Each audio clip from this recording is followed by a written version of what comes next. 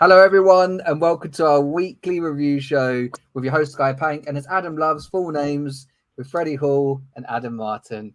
It was another weekend full of weird results. I think the biggest storyline, though, if you're watching on video, is I've got a new webcam. I don't know if the guys noticed before we came on, but I'm a bit clearer now as I compete for sexiest person on the F tag. I don't think that can be beaten, Fred, though. That's undisputedly you, to be fair. But speaking of unquestionable, undisputed things, Adam will probably be as miserable as always for the viewers.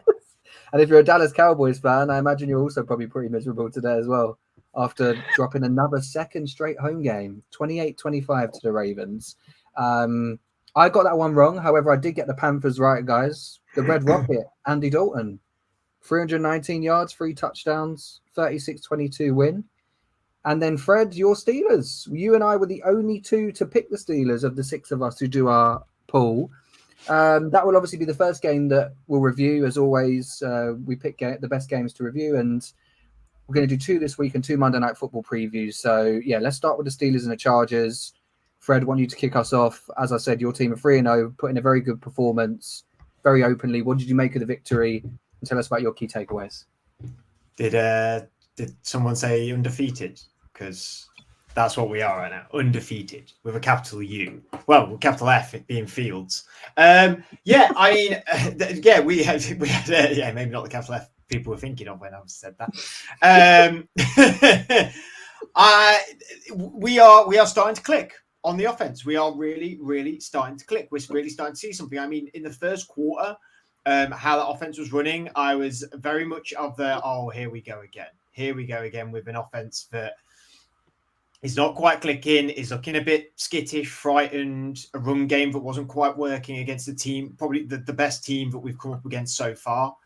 This Chargers team is a really well-run organization, and a well-run team under new coach Harbaugh, Jim Harbaugh. And the defense was exceptional, absolutely exceptional. It has been every game. And that isn't going to change throughout the whole season, I don't think, unless, injuries pending.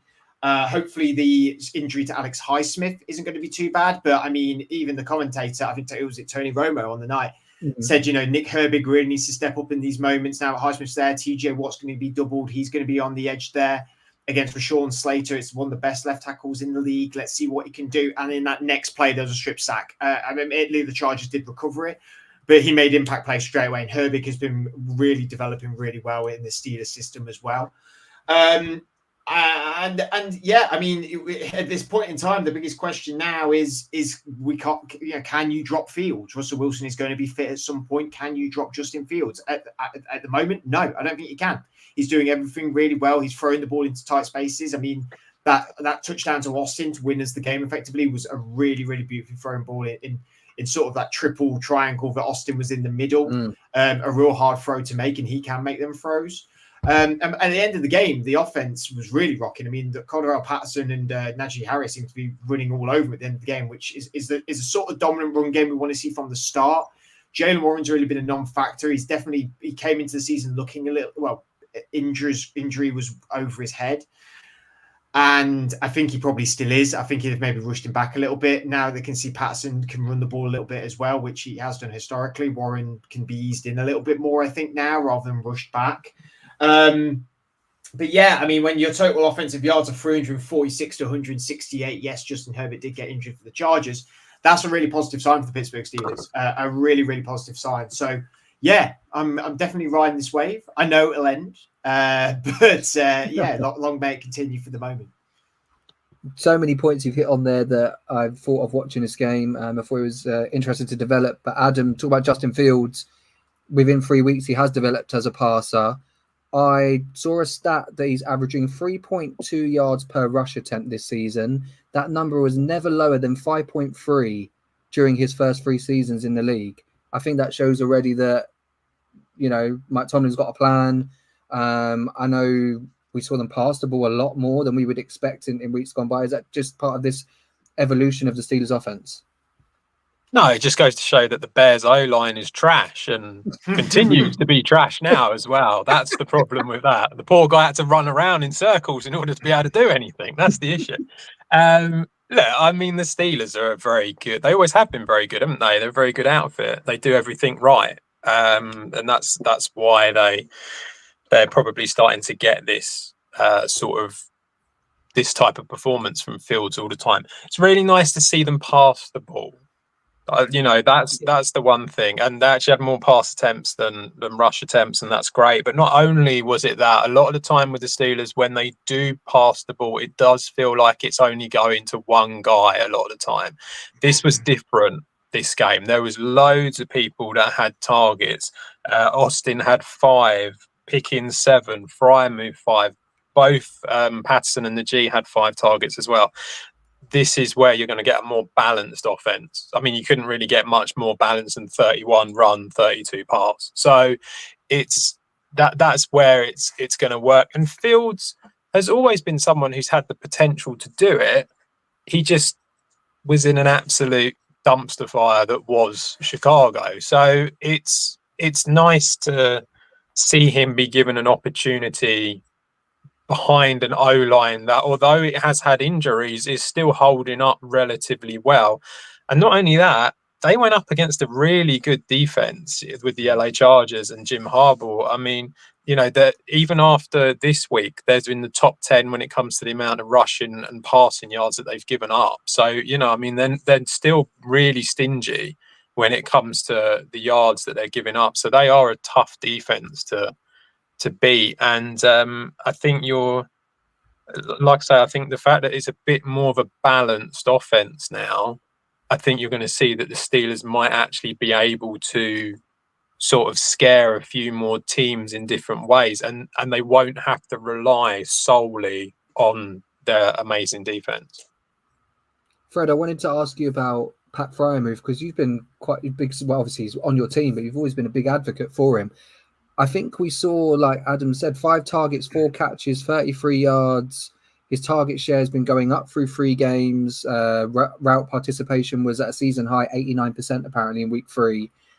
Do you think he's going to become a key factor in this team as the offense develops? Because obviously, usually, weirdly, the tight end is a security blanket for bad quarterbacks or rookie quarterbacks. But if anything, he seems to be thriving more now that the quarterback play is developing.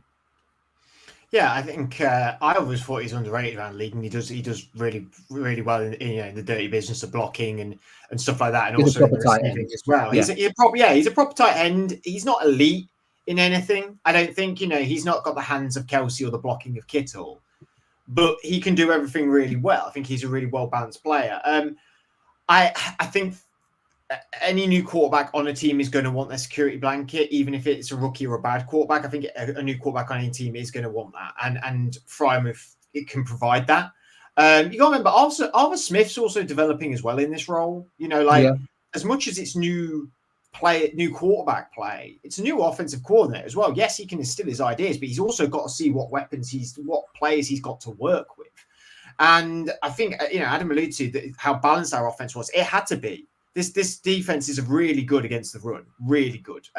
So we had to develop that, and we had to change up that factor. And it's nice to see that we can change it up and it can work. I'd like us to make.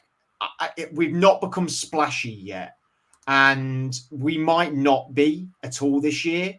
But I'd like to just see a few more splash plays happening, and not ones where we throw over the top and you get looking for the PI. Which we've done so much historically in the last 3 seasons. I mean, actual big chunk plays, real chunk plays where you're working the ball down the field and getting that quick score. And I think that can happen. That can certainly happen. And Freiermuth is going to be a key element to that.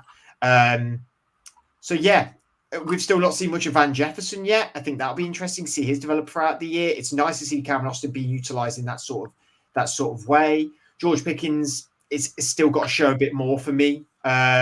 He still can make exceptional catches. I just think he needs to get more consistent at that and needs to work on his routes. So yeah, we could hopefully it's onwards and upwards. And this defense is, I mean, it's in the top 5 bracket, top 3 bracket, I think, for this year so far. The pressure we can bring, and even when we lose players like Highsmith, we can bring so much pressure. I think the linebackers have played really well as well. And people like Peyton Wilson, the corners seem to be doing the business as well.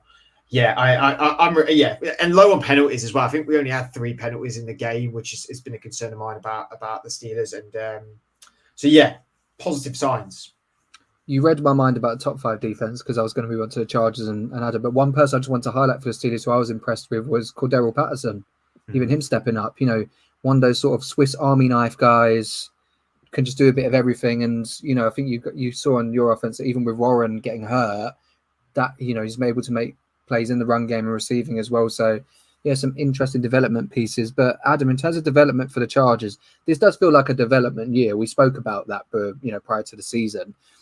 For me, well, obviously everyone knows how big of a Justin Herbert fan I am. However, for them as a team in general, I think it's just shown the cracks instantly losing this game because you've gone from beating 2 mediocre teams, the Raiders and the Panthers. And no disrespect to the Steelers, no one expected this offensive performance. They are a team built on defense, but they couldn't even go toe-to-toe with Pittsburgh. Just in terms of, it's early in the year, but how do you evaluate their season now just in terms of they're 2-1, but they're not going to be a playoff team? How does Jim Harbaugh sort of rally around them now to pick them up, especially, and I say not a playoff team because I think a quarterback with an ankle sprain like that, there's probably going to linger as well, Justin Herbert's injury. Yeah, I think you've got to kind of give them a little bit of leeway given the fact that they've just gone up against probably one of the best defenses in the league. I'm being harsh. I like being harsh. I mean, you would expect that to happen. And I actually think the Chargers, as Freddie was saying, the Chargers defense has shown that they are a pretty good defense as well. And I think Jesse Mintz has really sort of like got them going from day one. So that's really good to see. Yeah, I think they were always a team that wasn't, you can't expect it to suddenly turn around when you get a brand new head coach and defensive coordinator and an OC and everything changes. You kind of have to give them a little bit of time. As you said about Herbert and the injury, obviously that is going to be a concern if he's not going to be able to play. That's you do sort of like, you will drop a bit. It's not their main game plan. Their main game plan is to run the ball. And they were going up against a Pittsburgh defense who's currently tied second when it comes to giving up rushing yards even. So, it's very difficult to be able to do that because when that's your main game plan and you go up against a defense that just stops that, then that's a problem. I just feel like, you have seen little glimpses of like Quinton Johnson and Lad McConkey looking, solid and looking like okay wide receivers that can be used in the passing game. There's just not a lot of it. And because there's not a lot of it, it's always going to mean that you're relying on the run. So it's one of them things where it's difficult. But I think overall, they're probably, like you say, they're a team that are kind of rebuilding a little bit. They've rebuilt through the coaching, and they're gonna bring in, bring these guys in, and just generally hope to do much better than what they did last year. Last year, was it 5-12 or something like that last year? So I think if you can sort of turn that into like a 7 or 8 win team, then you're going the right way and you're becoming a much harder team to beat. And I think that's probably what Chargers fans need to be hoping for this season. Fred, before we move on, you can both answer this. Was it silly to start Justin Herbert, considering they're playing the Chiefs? You saw what the Packers did with Jordan Love and not playing him. I think it's actually, that's exactly what was running through my mind the whole time Adam was speaking then, was the question is, I know they're a run-first offense, but they knew in this game. But they knew this game was made. They're a run-first offense, but they know this game would need the element of throwing because defense is so good at the rush defense. Yeah. I think if it was any other defense, they may have sat him. But because it was against the Steelers, they were like, we can run the ball, but we're not going to run it as successfully as we can against other defenses. We're going to need Herbert's arm to get to even keep us in this game. So I think any other team, they probably sit Herbert and they would have gone with Heineke. If they could have just ran the ball down our throats all day successfully, Herbert gets sat. And I know that's their game plan anyway, but they knew that wasn't going to be, they were maybe going to have to be more of a balanced offense, which is like what we were in the end. Mm-hmm. So for me, they're going to win games. I think they're going to win. I think they look like a playoff team, to be honest. It's very much a worry on Herbert and Bosa and Joe Alt's injury. Then that is like what a horrible piece of luck to have a top edge rusher, one of the top quarterbacks, and one what is looking like could be a rookie of the year candidate. Sorry, not rookie of the year, but like one of the standout rookies of this season at the especially at the right tackle position. He may be one of the best right tackles in the league potentially by the end of it, because Joel's been fantastic since he's come in, and everyone, the college people will know that was going to be the case anyway. Certainly someone who has dips his toe in college every now and then, and I'd seen the amount of media about Joel before the draft. I knew he was probably going to be a success in the NFL as well. So yeah, and it's good. It's great to see players like Quentin Johnston doing well. He looks legit. I mean, he's got 133 yards and 3 touchdowns already this year. That's better than he got 2 touchdowns the whole season last season. So he's coming on leaps and bounds. This team's going to be okay. They're going to be. There's worry about this injuries, but this team's going to be okay. I think this team can be a playoff team. I think just before we move on, just to say with them, I know before the season I said playoff team, but the injuries you said in development, I think like Adam said, 7 or 8 wins. There's building blocks in place then. You have another good draft. You've got a franchise quarterback. You've got a blue chip, offensive tackle. There are pieces there, but I think the holes are pretty big as well. But we'll see how they get on. Well, speaking of teams that probably won't have a successful season that we won't debate much, I'll try not to smile when I say this. Miami's chances out the window after, I'm going to write them off already, losing 24-3 to Seattle. The Vikings continue their great start to the season. Obviously, we've covered them a bit last week, and they're now 3-0. Big upset over the Texans, 34-7. And then another shocking loss was Tampa only putting up 7 points against the Broncos. So many narratives. But yeah, Adam, as well, before we move on to the next preview, your Packers won again. I went against them again. Malik Willis, you don't even need Jordan Love, do you? You keep going against them. That's clearly the way that we get the wins. That's what we like to see. No, I mean, look at Willis has suddenly... what has Matt LaFleur done to him? Is he on the trade block now? What can you get for him next? Well, Willis, yeah. I mean, we got him in for a 7th. I reckon we could trade him off for a 4th or something like that. Why not? So, no, he again, it was just another clean game from him. And, he's not being asked to do loads, but he's being asked to do enough, and used his legs a bit more in this one. Looked pretty good, and again surprised at how sort of efficient it was. And I think that's probably the word for them at the moment. They're just being very efficient with the offense, and it's nice to see Matt LaFleur get some credit for this, because I really don't think he got any credit at all when Aaron Rodgers was there, because I think it kind of just everyone just went, oh, Rodgers is running it. So it's nice to see him doing that, and he's looking pretty good. The defense is looking a lot better than what it was the last couple of years, so that's good to see as well. But the Titans struggled. Will Levis struggled. He got 2 touchdowns, but he threw 2 interceptions as well. They had very little run game, only had 33 yards in the run game. So, yeah, the Titans struggled, and I think this is probably the kind of thing that we might see quite a bit from the Titans when they're playing against better teams. That it's just they haven't quite got it at the moment. So I think that they are another team a bit, maybe not quite as poor as the Chargers. I think the Chargers are definitely better, even the other way around, close. But yeah, I just think that I think they're going to struggle this year. Yeah, they're going to be one of my teams where each week I'm picking them to win simply because they've got to win a game at some point or do something. But there's just more of them. But moving on to what a game. Honestly, this Rams 49ers game, 27-24 to the Rams. Guys, I just have to off the bat say, I was thinking about this last night. I didn't spend all night thinking about Sean McVay. That sounds weird. But he is, for me, other than Andy Reid, the second best coach in the league. I feel like he steps up when players are hurt. He is a guy they've never really had, much draft capital, and he had that knock against it. Oh, the Rams just give all their picks away. They sold their soul for that one Super Bowl.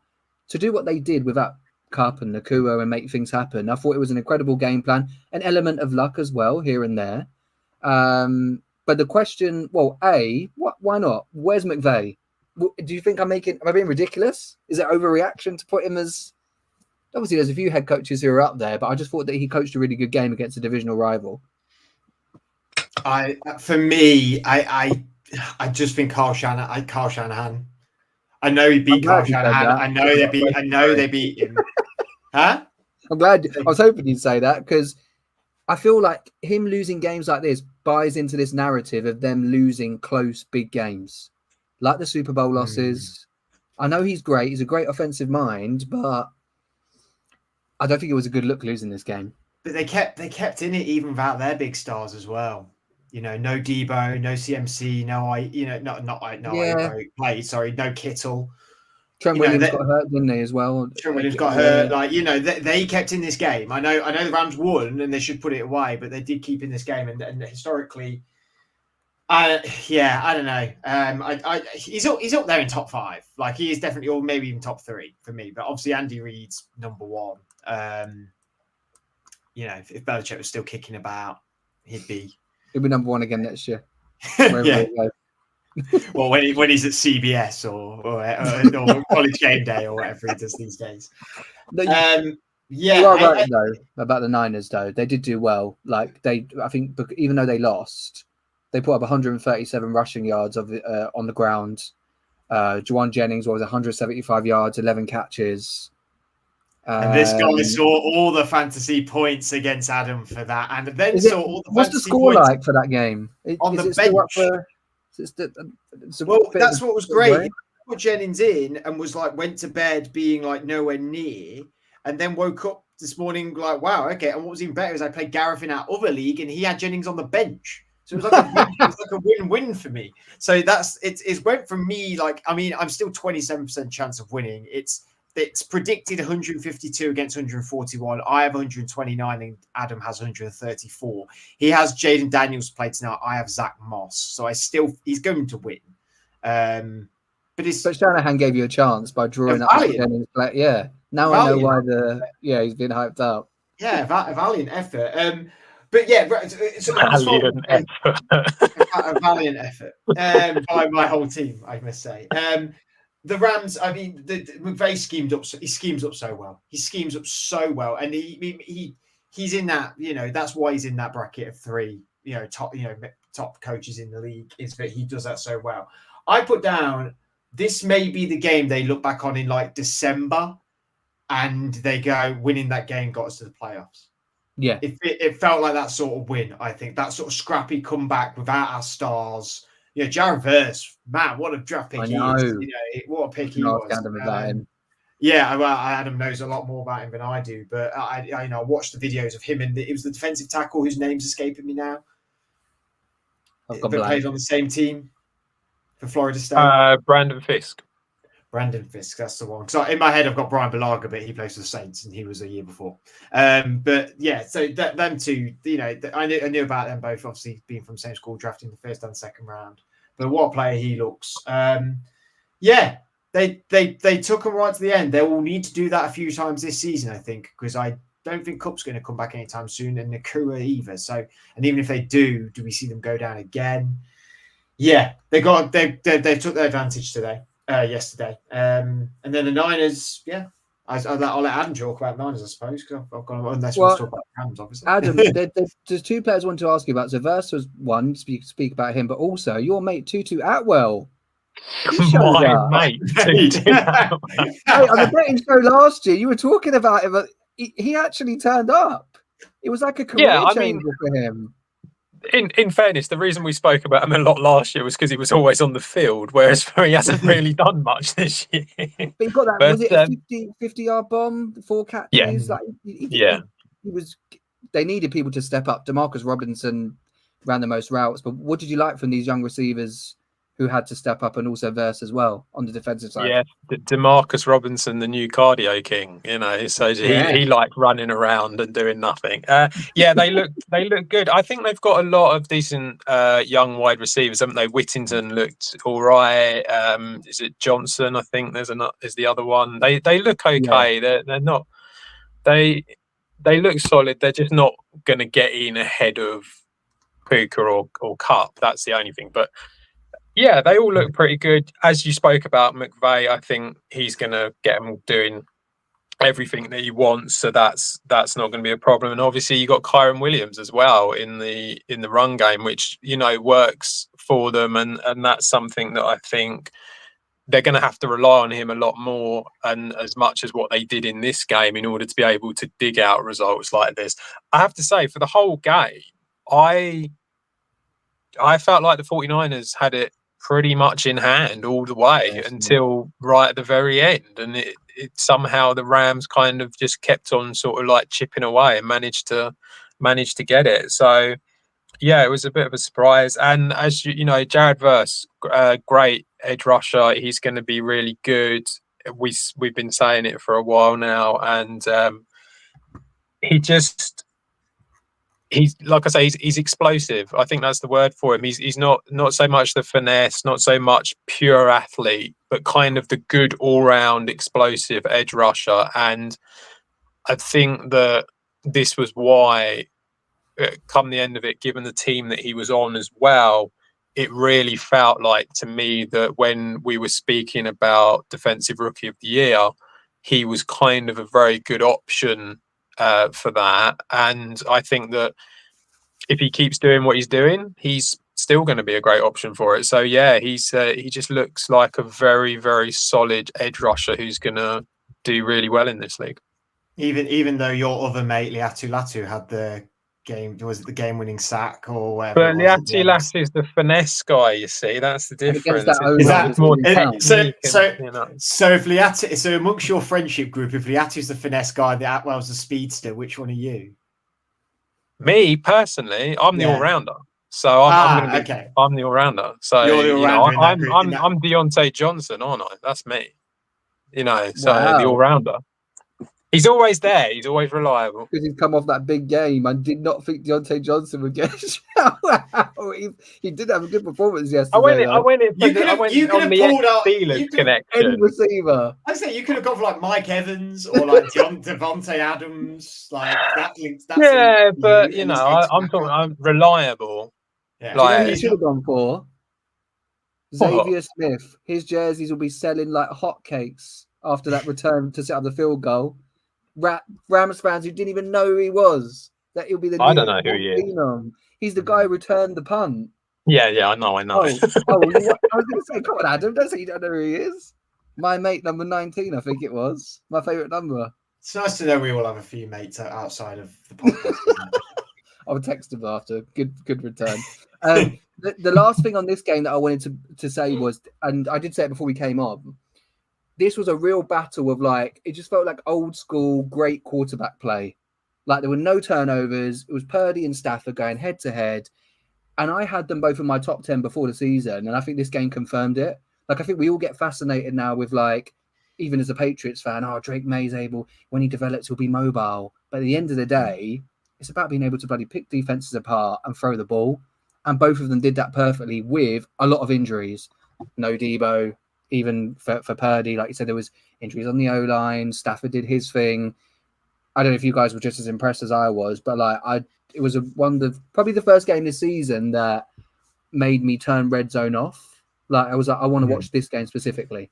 It might be the best game of the year so far. Yeah, it was just so much drama. overall competitiveness. Yeah. Even though I know Adam said that the 49ers felt like it got it in hand, I still think the Rams put up valiant efforts in each quarter. Yeah. Because that first drive they do for the Jennings touchdown, it was like, this feels like the script. This feels like this could be what they do all day, is just run up and down. But the Niners are going to hurt after that one. Yeah, second loss in the season. And they're both 1-2, which is mad. Yeah, and they played really well, even though they depleted for injuries. They outplayed stat-wise as well. And they're going to look at that and be like, we've got to win close games like that. Well, when it gets to them close games, we've got to be on the winning side of it, and I think there will be. Special teams, they just don't care about it in San Francisco, do they? Whereas Sean McVay really cares about it. It's really weird that, because he's openly said that as well. I think he's been like, yeah, whatever. Which made it funnier that it was the special teams that got that big yardage. It's yeah. I could be completely making it out, but I'm pretty sure there is a quote from him, not going I don't care, but going yeah, well, it's part of football sort of thing. I don't know. I'm sure there's a clip out there. So it's We'll one of find them. it. Yeah, hang on. And it also says, I've just had done it. Kyle Shanahan rips his special teams unit. We'll all be researching this after. Just not a fan of special. This is why he's not. See, Belichick, the best head coaches, they prioritize special teams. But we'll move on to very briefly before we go through my stats. And everyone loves this new segment that Fred thought of when we were live week 1, stats of the week. We spoke about the Chiefs in quite a lot of depth last week, obviously with the game against the Bengals. We won't bore everyone by just because I don't want to hear about Mahomes and then winning another game and it being Patriots like. But the Falcons, I just want to ask both of you. I was quite impressed the fact to come back and beat the Eagles and 2 chances to win at the end, but obviously Bijan getting stuffed on 4th down. Do you think, obviously, we spoke about the Falcons at length in week 1, but how are you both feeling about them now? Even though they're 1-2, it seems like this is a lot more of the team we expected to see. They've got a lot to learn about situational football. Yeah, but in that division, I feel like they will challenge for the division. But if they want to go to the playoffs and challenge in the playoffs, they need to improve on that. And they've got the players to do that. I don't understand how Kirk Cousins has gone. Yeah, let's get aggressive and go like at certain times in that game. Yeah. I get it on the last game. I sort of get it on the last play, but there was a few times they've done that in that game. And I get it's the Chiefs. I get that, and you have to take opportunities, but this is a game where the Chiefs defense won it. You know what I mean? Like, yeah, we're getting, as the years have gone by, we're getting more and more games where it's incredible Chiefs defensive play, not incredible Chiefs offensive play, and that's why they're the Chiefs, because they're so rounded and they're so good and they're great at that sort of style of football, and they're great at situational football as well. And the Falcons, yeah, if they want to.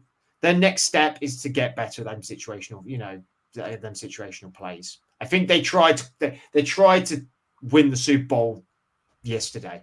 Not, you know what I mean? But you know what I mean? But there were a lot of even Ludacris before the game was like, we're going to win. And I was just like, wow, there's a real buzz like in Atlanta. Like, this is good. But I know what you mean. It was like maybe they try too hard. Sounds ridiculous. But I know what you're playing the champs. Play smarter, not harder.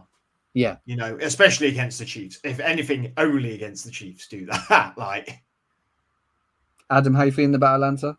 You got your Kirk Cousins jersey ordered? They're doing okay. I think they're just, as Freddie said, they're not quite there yet. But I do think that they're doing all right. I think Cousins looks a lot more mobile in the last couple of games than what he did in the first one, which I think is a huge plus for them. And he's starting to get his receivers involved a little bit more, which is nice to see. I think that's what they're going to have to do. They need to kind of get this sort of... I think last year it was all about the run. Then the first week it was like, Cousins can't do anything because he can barely move.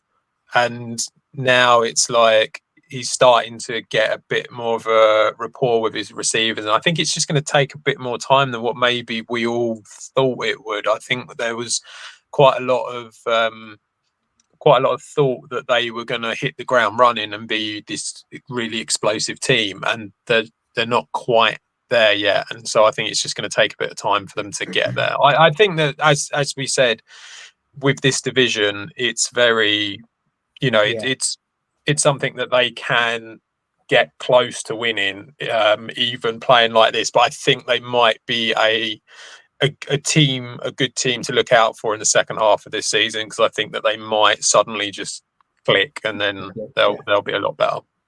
It was obviously good news for them as well that the Eagles beat the Saints 15-12. I'm trying to think of any other games that I know one game I didn't mention because I was annoyed. The Giants obviously finally won, but if Andrew watches his back, good news for him. And I think that might be the last one. Daniel Jones MVP, is that what we're going for now all of a sudden? Yeah, I don't know about that. No? Okay. But we'll move on. We don't want to hear about Daniel Jones. Let's go through. I've got 4 stats, so I think you've got to pick. I've got 4. Is that too many? Or do you just by the end of the season, you're going to have about 10, and you're going to ask us which one's the right one. Name the correct one out of 10. I think 3 is just fine. 3 is fine, but I will tell you the 4th I was going to add because I saw it today. It was Juwan Jennings had a 40% target share against the Rams. It's fantasy related. So he got 46.5 in PPR. Since 2011, only one player has done that more than once? Does anyone want to guess who the player is? Alvin. No. It's a receiver, if that helps. Oh, it's a receiver. Yeah. Tyreek Hill. What was the Adam? percentage again? 40% target share, and he scored 46.5 PPR points.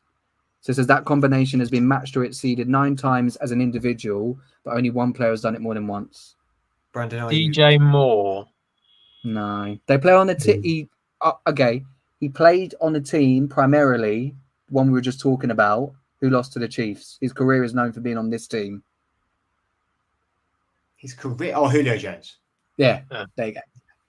I was surprised. Interesting as well. For that much data from 2011, it's amazing what you find on the, I was going to say the deep dark web. Not on the, no. Fantasy stats are not that deep. You can find them on page 1 of Google. Julio Jones might be on the dark web, to be fair. In what capacity? I don't know. Well, after his Eagles stint, probably. We probably thought, why not? Well, I'll go through the stats. So there's 3, and 2 of them are correct, as we know. So, right. The first one is... Hang on. What? 2 of them are correct and 1's wrong? Yeah. All right. Okay. You're ready. Aaron Rodgers' touchdown pass last Thursday to Garrett Wilson was the 480th of his career, but it was his first touchdown he's thrown to a wide receiver drafted in the first round. That's the first one. If you're taking it, I'll wait a second. The second one is that since 2021, the Ravens have had 10 losses after leading by 7+ points in the fourth quarter, which is the most in the NFL. Obviously, they didn't bottle it yesterday, which was nice for them. And then the other one was... was that the Ravens, you said? Yeah, the Ravens. So I just heard the Raiders. That's all I heard. They have to get in bottled front. It. I just heard the Raiders. They don't get in front. That's the issue. That's very true. And then the other one is 49... Oh, wow, what a high pitch there. 49ers wide receivers with 100+ receiving yards and 3 receiving touchdowns in a game over the last 30 years. Juwan Jennings yesterday joined 3 other players. They were Terrell Owens, Jerry Rice, and Anquan Bolden. Okay, so the 49ers one I think is true. Okay. And I think... Was Greg Jennings a first-round pick, Adam? No. Who was the last first-round? The last first-round pick was that player in like 2006, wasn't it? Yeah, that's what I'm trying to think. When was our last first-round pick? I had to work about poker face for these as well going forward, actually. Just stick a bag on your head, it'd be fine. No, I think... More dark web talk. I think the Packers one's the incorrect one, actually. Yeah. But you got to get the wrong one. Which one's the wrong one? Yeah, that's the wrong one. I think the Packers one's the wrong one. Do you reckon? The Aaron Rodgers one's the wrong one? I don't think the Ravens have bottled it that many times. Whenever you're ready, I'll tell you. Because they're yeah. Because Adam, they've been how many times have they bottled it? 10 losses after leading by 7+ in the fourth quarter, and obviously. I don't think so. Are you agreeing with the They did have Joe Flacco. I think the wrong one is the Aaron Rodgers one. Yeah, same. That's actually right. Oh man. Yeah. Really? So Garrett Wilson was the first rounder that he's thrown a touchdown, a wide receiver first rounder he's thrown a touchdown. Oh, so that means that means that the Packers wouldn't have picked a first rounder. Yeah. That's what we were saying. Okay, so it turns out we're just stupid and we don't understand your stats. That's the problem. I said his career. Can I just quickly say, and I know we're going live, but I've just blown this episode up a little bit. Can you explain to me why we're picking the wrong one? I feel like most games you'd pick the right one. We can change it next week. Wait, so we were right. So we're right. We've just got it round the wrong way. Oh, so you thought it was the correct stat? Yeah. No, I thought. I thought it was. Stat. No, I thought. I thought the Packers stat was incorrect. I thought the Packers one was the Jets one with Aaron Rodgers was a lie. No, that's legit. But that's legit. So it's the Ravens one that's the lie. No, the Ravens one's also real. Yeah.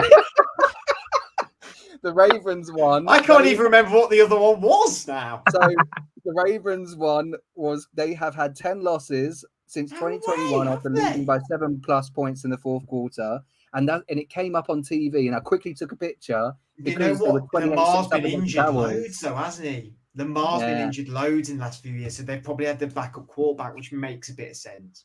So the one I changed the truth on was there have only been 2 other receivers for the 49ers. Oh. Who joined, and they were Terrell Owens and Jerry Rice. I just added Anquan Bolden in. Yeah. No way. So he didn't have that. I know he had a good 2-3 year stint with them, but yeah, Juwan Jennings joining some elite company there. T.O. and Mr. Stickham. It's not just watching. I'm sorry. It's not just your hair that makes you a sly fox. Yeah. So yeah, we'll define the parameters of the relationship. This needs some ironing out. It definitely needs some ironing out. It'll be a great clip though. The stats game. Aaron Rodgers never threw a touchdown to Anquan Bolden. I'm definitely that. Did he? What? Where's he come from? I'm getting all the stats. I'm getting all the stats confused. I have no idea. They did not play together. They did not play. Okay, no. Okay, that makes. I'll add that for next week. Which Aaron Rodgers play with? We've still got 2 Monday Night Football games to go through for the preview. Wow. Okay. We'll start with the Jags and the Bills, mainly because I feel like every time this is mentioned, me and Fred always drop when we were there. But we were there last year. It was a great game. The Jags pulled off the upset. We were. Yeah, we were, weren't we? Yeah, I forgot about that. In the media. Yeah, we were. It was dead loud. It was really noisy. It was the Spurs, and it was dead loud. It was it was really good. Yeah. No, it wasn't Duval. It was the Buffalo fans. The Buffalo fans were really, really loud. Oh, just some geezer jumped off. Good memory. Good memory. Where were we again? It was Tottenham, right? Yeah, and Rodgers threw that 90-yard touchdown to Anquan Bolden. I remember clear as day. It was because he purposely got injured on the Jets and he went to the Bills quickly. Yeah, I remember it all. At Twickenham. Yeah, I remember. It was there. So with that game, it is just for anyone who's confused by this point. It is Trevor Lawrence of the Jags versus Josh Allen of the Bills, the same as last year. Guys, what do you reckon on this game? Because the Jags have had a pretty poor start. There was a lot of talk in the offseason of, this is the best sort of like setup that Trevor Lawrence has had in terms of like a well-rounded offense. That the Jags can make a push. But it just feels like, if anything, their narrative is wrong because they've been awful, and the Bills' narrative is wrong because everyone thought they'd be missing Stephon Diggs, but they're not. So do you see this as a comfortable win for the Bills? And what can the Jags do to have a chance in this game? Nothing. They're not going to win this. The Bills are on the call now. The Bills are far superior.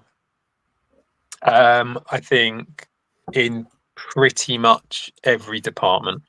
Do you see it being the James Cook show again, Adam, or do you expect one of the like a Shakir or someone else to step up? I think Keon Coleman will have a good game tonight. Okay. He's the one that I like the look of. The Jags are not great when it comes to the 29th, when it comes to giving up passing yards. I think Keon Coleman is definitely the type of receiver who can exploit the corners that are on the Jags defense, and I think he'll do well. I do think James Cook will have a good game because the Jags aren't particularly great against the run either. Because they are this year. Yeah, this year they've looked okay in the two games. In the first games, I know there's a game in hand, but they're second best at the minute. Which, if there was a game in hand, let's say he has a 100-yard game, that takes him to like 10th, 11th. That's not too bad, really. They're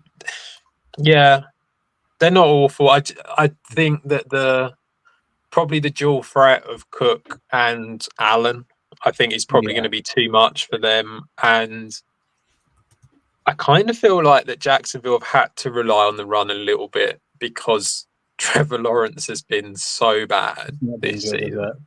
No. And I just don't really see them being that competitive in this game, especially as it's away in Buffalo as well. I just think it's you throw all of that into it.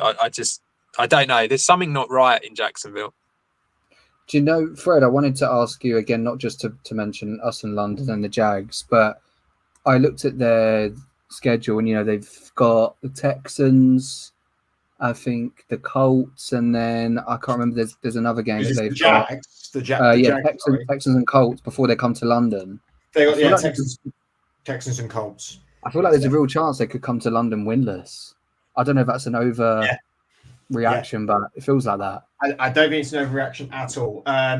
They've got a terrible run of games, really terrible run of games. They're the worst offense in the league at the minute. Obviously, they were getting behind everyone else, but statistically, that's true. Don't think that gets any better tonight. They've had one passing touchdown all season from a quarterback that you paid a lot of money to in the offseason.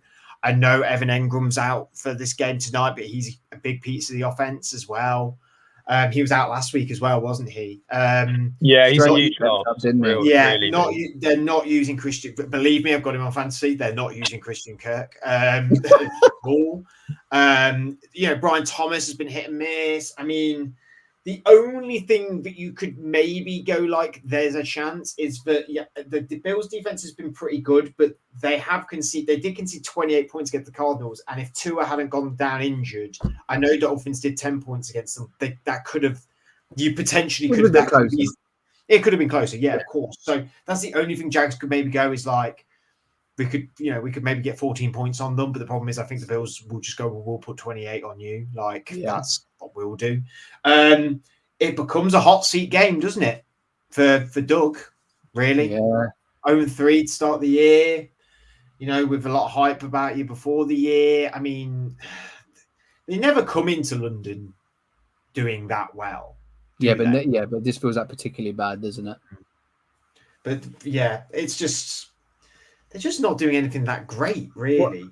What a shame. Nick Foles' retirement night was ruined and Doug Peterson's got a warm backside. It's just, you hate to see it. It's so painful. I do have to admit, for the Bills, though, they then go to the Ravens, Texans, and Jets.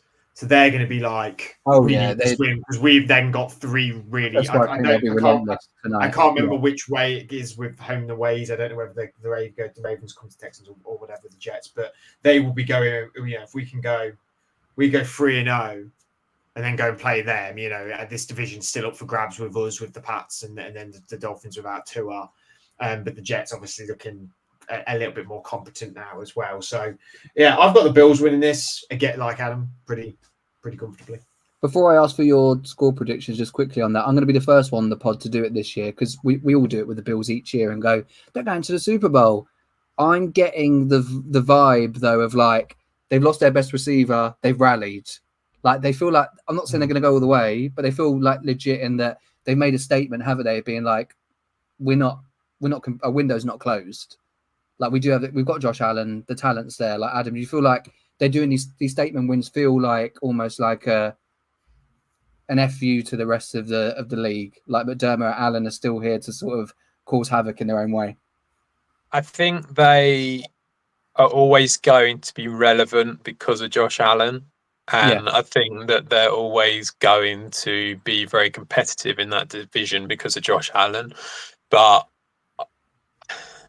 it's difficult. I feel like their window has come and gone, and they're sort of like they keep trying to. It feels a little bit like what the Packers were like under Rodgers. A little bit. It's like they're trying to keep pushing that window a little bit longer because they've got Josh Allen and they can do it. The fact is you're not all in if you're trading away Stephon Diggs. That's where it's like, and I think they've kind of decided to try and get a little bit younger, and that's fine. There's nothing wrong with that. And if anything, it's probably the right thing to do for the long term. But that doesn't mean that you're all in now. And they kind of just feels a little bit like they're that team that are going to permanently be hanging around in the playoffs. They're going to do well, but they will meet up against, I don't know, the Bengals at some point, the Chiefs at some point. And that's the end of it. And so I feel like in a way, Josh Allen is going to become one of them, quiz questions of greatest quarterbacks that never win a Super Bowl. And it that's how it feels to me with the Bills. I don't know if you can call beating the Cardinals and the Dolphins statement wins. No, To be honest, I don't think you can. I don't think. I know that Cardinals game was close in the end, but it never should have been. Against the Cardinals, the Bills are a way better team. Never should have been. And the Dolphins, Tua sticks in the game. Does that change much of anything? I don't know. We really don't know, to be honest with you. I don't think the statement wins. You're right. Statement was the wrong word. It was more like, I think for me, it's impressive putting 30+ points up. Like that's impressive. That is impressive. But it's just that especially when we thought they would take a step back in their offense as well. Yeah, when you're a team that's like they're the favourites in both games, but you still win both of those games. Like it's just one of those you still have to get it done. Because the narrative, you're in a lose-lose situation, aren't you? If you win, then sometimes it's not good enough. And if you don't win, it's like, oh, well, we knew you'd be awful anyway. You look what happened to the Texans. Everyone's been, including us, we've been all talking them up all week. And look, the Vikings have gone and dismantled them and their defense has sort of shut them up. So, yeah, I think the Bills have done well to keep everyone quiet. But in terms of the scores, what do you guys think in terms of how bad is it going to be for Jacksonville? I'm going to go 27-10 to the Bills. I'm going to go 26-9. I'm going to say 34-10. So don't watch it if you're a Jags fan. Go to bed. And then the other game, we've got Daniels on the road against, I don't know why, when I went to say Jaden Daniels, I was going to say Jack Daniels. It's not been that long of a day. Jaden Daniels against the Cincinnati Bengals and Joe Burrow. T. Higgins is finally back, or supposedly so. He's back this evening. I feel like this is probably, if you're neutral, this is the one of the two you'd watch. It might be a bit more competitive.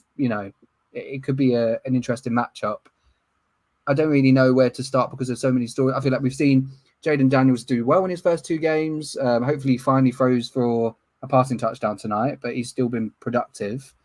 They've got a few decent weapons. Obviously, Eckler, Brian Robinson, maybe only McLaurin, one of Fred's mates, and another one of your mates there. And then it would be nice to see the Bengals get a bit healthier. So I feel like both teams can maybe put on a bit of a show for Monday Night Football. Do you guys agree? Yeah, I mean, the Bengals are the only team that haven't won a game yet other than the Titans, and they are, for me, leaps and bounds better than the Titans. Yeah. So, they are not deserving of being 0-2, really, in a way, even though they lost both games, 21-18 to Giants and 37-20 to the Bucs.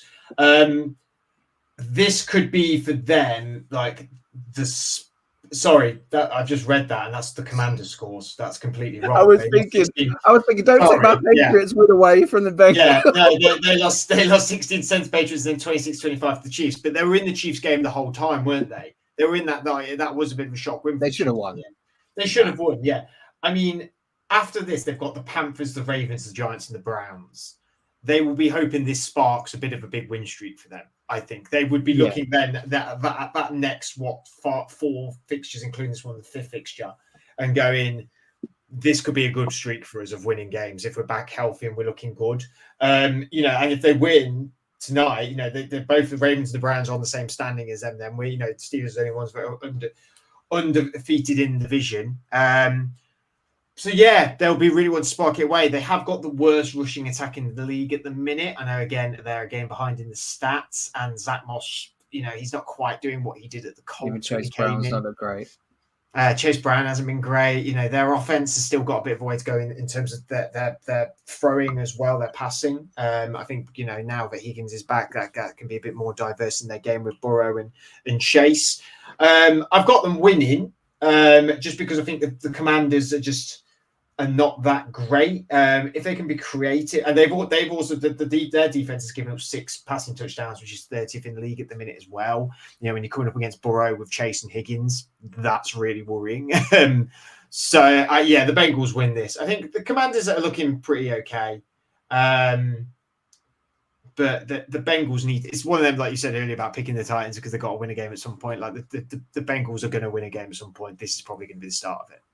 Yeah, Adam, do you feel like obviously Higgins is back? This could be I'm scared to say the word statement now, but I mean, like we've arrived. Our season starts tonight because Dan Quinn. That's a better way to say it. Yeah, there the we season go. starts tonight. Yeah, The season starts tonight. Dan Quinn is not showing up. Like, I know I was saying good things about the Commanders. Again, I say that because they're a team that's rebuilding, but he's been brought in to be this defensive-minded. He's supposed to be that guy, and it hasn't happened. So the Bengals might be licking their lips in a way, being like, "Yeah, they can cause us problems with their rookie quarterback, but now we've got our guys back. We can make it happen tonight."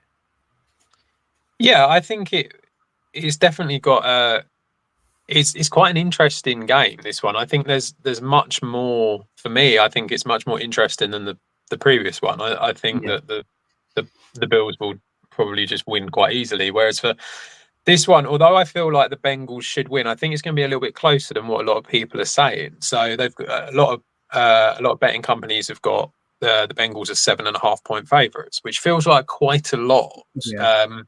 Because what's interesting about this game is that, as Fred said, Washington, you can pass on Washington. You can, and that's kind of like the, Burrow, Chase, Higgins. You got to feel like that's the strength of the Bengals offense. At the same time, you can run on the Bengals defense. That they have sort of struggled against the run so far in the first 2 weeks, and really, the strength of Washington is Brian Robinson, Austin Eckler, and Jaden Daniels running as well. So I think it's quite an interesting matchup that's going to be quite close.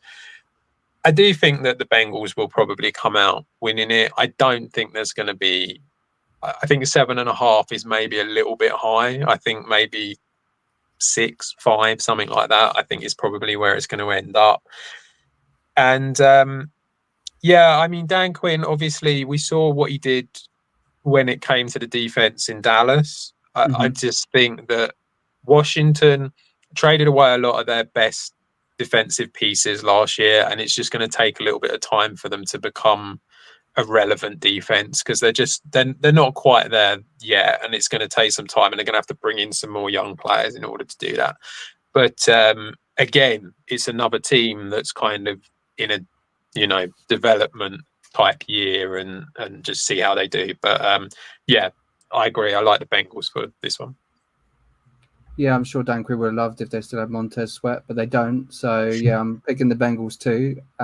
What's the scores? Scores on the doors. It's like I'm on bloody Shooting Stars. What a throwback. I'm going to go... I've been batting around if it goes over 20 on either team. A part of me wanted to go like 2016. But I think I'm more going like 24-18. That's what I think I'm going to go for, 24-18. So I think it will. I think you might get quite a few points in this game because the offenses are strong against the defensive weaknesses of both teams. So I think it's going to be like 27-24. Okay. Nice. I think there'll be a bit more on this one, and it'll be quite close. But I think it's going to be one of them where the Bengals are always going to have it in hand, kind of thing. But it'll keep, you know what I mean, just keeps coming back to it being quite close in number wise. Every time the Bengals... Sorry, go on, Fred. What's pretty nutty is it's been like a week of upsets, and neither of us have chosen any upsets in these games because it has been the weekend. And it could be like last week when then the Falcons. Do you remember how close was I last week? I'm not just saying it to picking the Falcons. Like I was almost steering you guys in that one with the Eagles, saying they've got a chance.